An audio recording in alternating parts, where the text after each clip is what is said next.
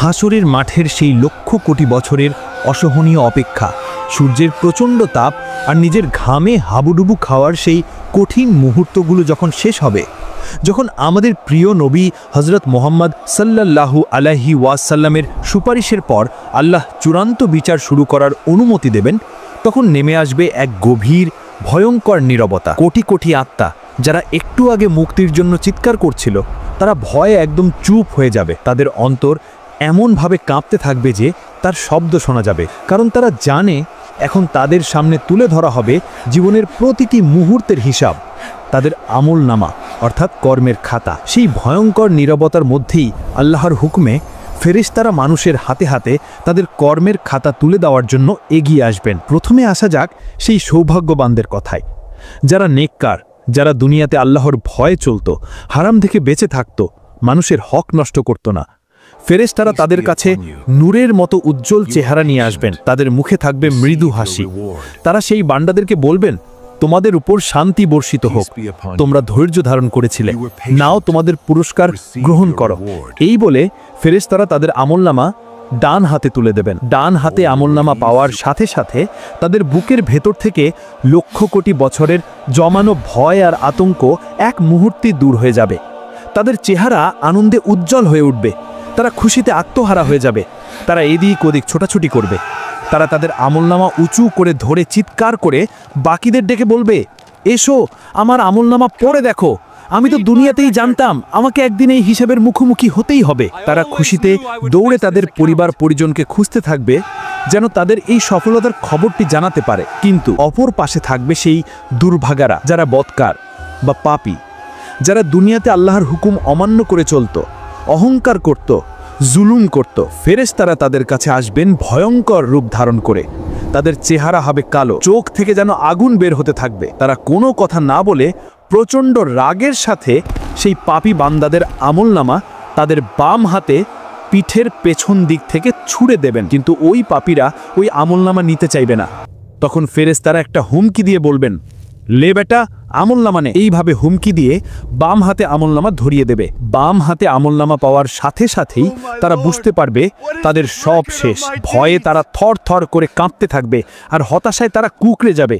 তাদের চেহারা ভয়ে একদম কালো হয়ে যাবে। তারা আফসোস করে বুক চাপড়ে চিৎকার করে বলবে, হায়, আমাকে যদি আমার আমলনামা না দেওয়া হতো, আমি যদি আমার হিসাব সম্পর্কে না জানতাম, হায়, মৃত্যুই যদি আমার শেষ হতো, আমার সকল ক্ষমতা আজ শেষ হয়ে গেছে, আমার সকল সম্পদ আজ কোনো কাজেই এলো না। তাদের সেই আর্তনাদ হাসরের ময়দানের বাতাসকে ভারী করে তুলবে, কিন্তু সেদিন তাদের সাহায্য করার মতন আর কেউই থাকবে না। আমলনামা পাওয়ার পর স্থাপন করা হবে মিজান অর্থাৎ ন্যায়ের পাল্লা।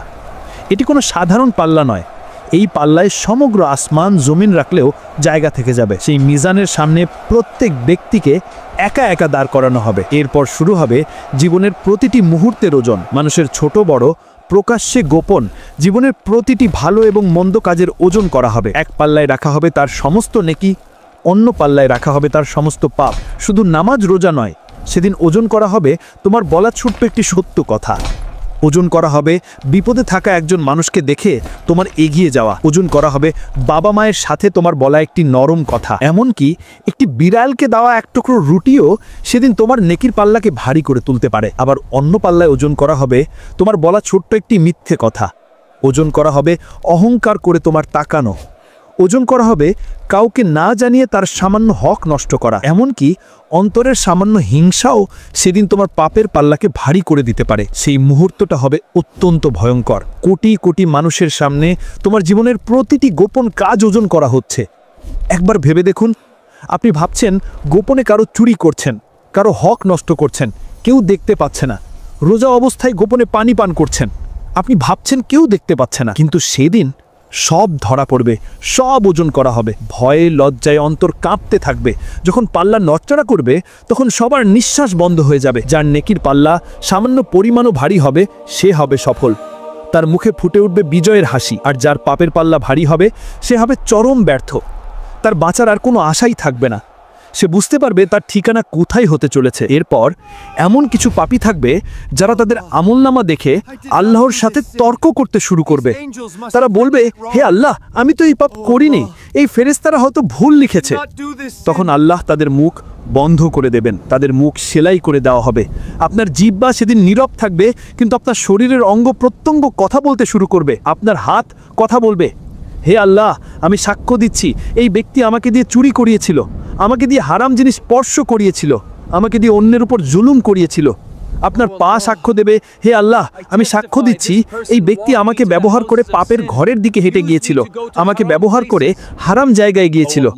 তাদের চোখ বলবে তারা কি কি হারাম দেখেছিল, তাদের কান বলবে তারা কি কি হারাম শুনেছিল, এবং তাদের ত্বক বলবে তারা কি কি হারাম অনুভব করেছিল। সেদিন লুকানোর মতো আর কিছুই থাকবে না, নিজের শরীরের অঙ্গই হবে নিজের সবচেয়ে বড় শত্রু। এই চূড়ান্ত বিচার শেষে হাসরের মাঠের উপর স্থাপন করা হবে পুলসিরাত। এটি হলো একটি সেতু যা চুলের চেয়েও চিকন এবং তরবারির চেয়েও ধারালো।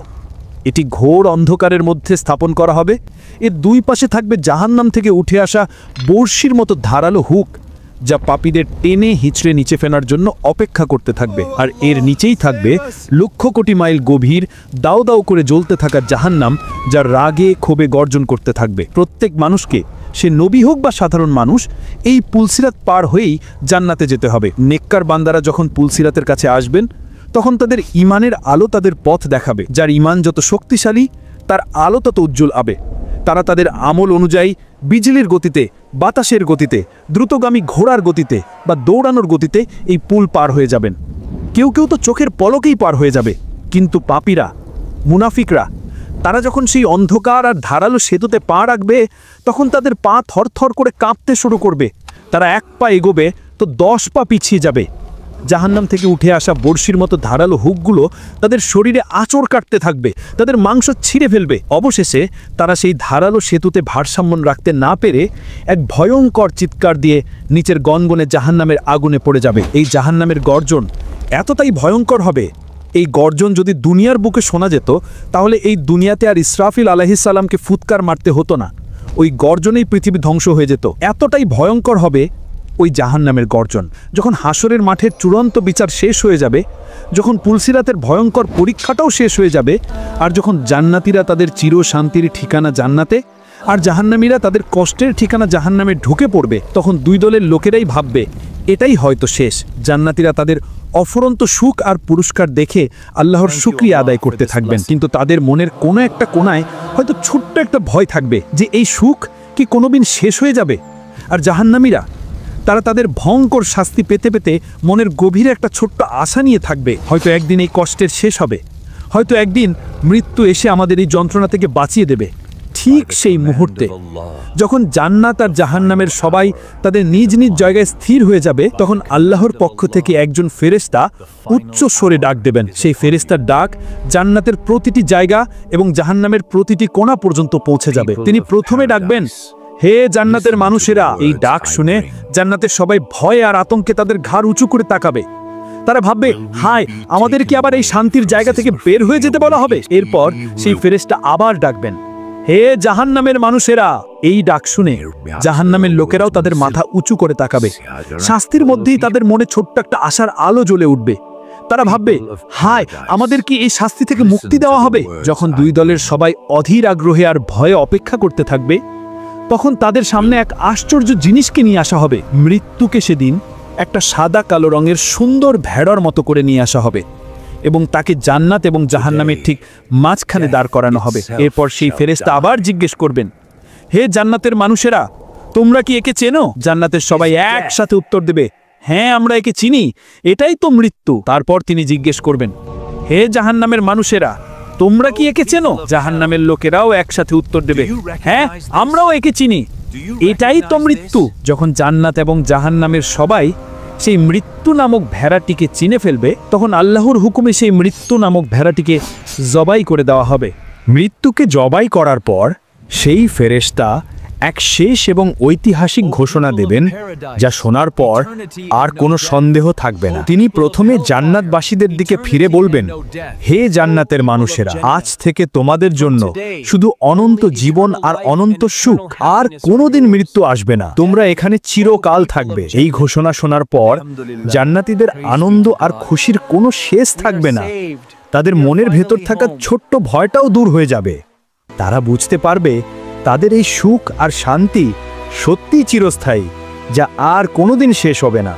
তাদের আনন্দ হাজার গুণ বেড়ে যাবে। এরপর সেই ফেরেশতা জাহান্নামবাসীদের দিকে ফিরে বলবেন, হে জাহান্নামের মানুষেরা, আজ থেকে তোমাদের জন্য শুধু অনন্ত জীবন আর অনন্ত শাস্তি, আর কোনোদিন মৃত্যু আসবে না, তোমরা এখানে চিরকাল থাকবে। এই ঘোষণা শোনার পর জাহান্নামীদের হতাশা আর কষ্টের কোনো সীমা থাকবে না। তাদের মনের ভেতর থাকা মুক্তির শেষ ছোট্ট আশাটুকুও চিরদিনের জন্য নিভে যাবে। তারা বুঝতে পারবে তাদের এই ভয়ঙ্কর যন্ত্রণা থেকে বাঁচানোর জন্য মৃত্যু আর কোনোদিন আসবে না। তাদের কষ্ট আর আফসোস হাজার গুণ বেড়ে যাবে, এবং এটাই হবে তাদের জন্য সবচেয়ে বড় মানসিক শাস্তি। আর এভাবেই মৃত্যুকে জবাই করার মাধ্যমে আল্লাহ জান্নাত ও জাহান্নামের অনন্ত জীবনকে শুরু করে দেবেন। সেদিন থেকে শুরু হবে এমন এক জীবন যার আর কোনো শেষ নেই। আমার এই ইসলামিক ভিডিওটা যদি ভালো লাগে তাহলে লাইক, কমেন্ট ও সাবস্ক্রাইব করতে ভুলবেন না। আপনার বন্ধু বান্ধবকে শেয়ার করে দিন এবং কোরআন হাদিসের কথা সকলের কাছে পৌঁছে দিন।